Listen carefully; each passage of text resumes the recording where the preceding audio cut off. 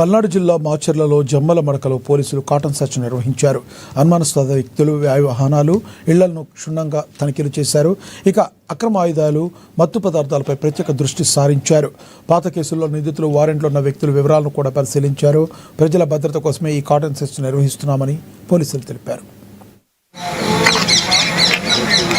ఈ కార్డినెన్స్ search operation లో SI, CSI అధికారులు 10 మంది, సిబ్బంది ఒక 50 మంది, మొత్తం 60 మంది పాల్గొనడం జరిగింది.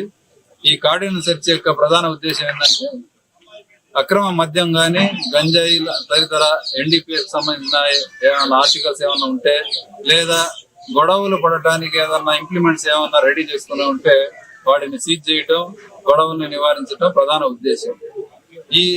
ఈ ఆపరేషన్ లో భాగంగా ఇప్పటి వరకు మొత్తం 40 బైకులు, పొడవులు 8, గొడ్డళ్ళు 13, ఇనప రాడ్లు, గొడ్డ పొలుగులు 11 మొత్తం సీజ్ చేయడం జరిగింది.